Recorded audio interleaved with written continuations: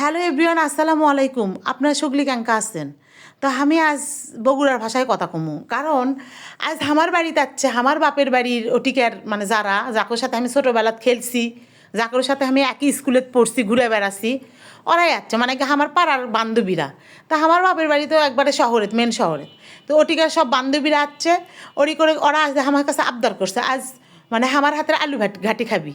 তা আমি কোনো ঠিক আছে, তাহলে আমার হাতের আলু ঘাটি খাবো, তাহলে আজ কুটা বেসা দেওয়া লাগবে, যেহেতু আজ কাজের বউ আসেনি। তো তোরা এখন কুটা বেসা দে, আমি রান্দিমু, যেহেতু আমার হাতের আলু ঘাটি খাবি।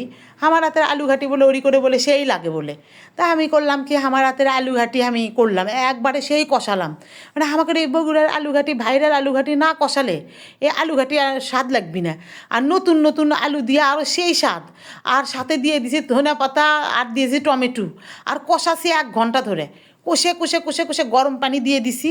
মানে মানে আলু ঘাটিটা মানে সেই হসে, মানে একবার যাই খাবি এই বগুড়ার হচ্ছে প্রেমে পড়ে যাবি। বগুড়ার তো মানুষ আলু ঘাটি ছাড়া চলবেই না, মানুষের সপ্তাহে 4 দিন আলু ঘাটি খাওয়া লাগবি। আলু ঘাটি যদি না খায় তাহলে হবেই না। তা আমার আলু ঘাটিটা ক্যাঙ্কা হচ্ছে দেখেন, সেই খাতে টেস্ট হচ্ছে। তো ওরি করে করছি যে তোরা তাড়াতাড়ি খাইয়া যা, আমি বাইরে যাবো, আমার কাম আছে। আমার কি বসে থাকলেই হবি? আমার কাম কে করবি? তো এই যে ভাত সালাদ তারপরে আলু ঘাটি দিয়ে দিছি। তো ওরা খাচ্ছে আর গল্প করছে। তখন করছি যে আজ কৃষক আমি বগুড়ার ভাষায় কথা কলাম, তোরা বগুড়ার ভাষায় কথা করছো, তাই আমি ভাবলাম সগলিকে না আমার বগুড়ার ভাষা শোনাই। বগুড়ার ভাষা তো একবারে বিচ্ছিরি ভাষা। মানে এই ভাষা যাই শুনবি তাই কবি যে আল্লাহ এটা কী ভাষা। সবচাইতে মনে হয় এই বাংলাদেশের মধ্যে বগুড়ার ভাষা খারাপ, বগুড়ার ভাষা মানুষ বোঝেই না। ওই যে সব সময় হামি হুমি ওটি গেনু ওটি খানু, একন্নু তা আকন্নু, সব কিছু এগুলো খালি কন্নু খানু।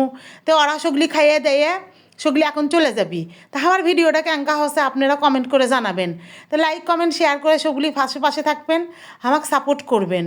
আমার বান্ধবীরা হচ্ছে সব খাইয়ে দেয়, এখন চলে যাবে।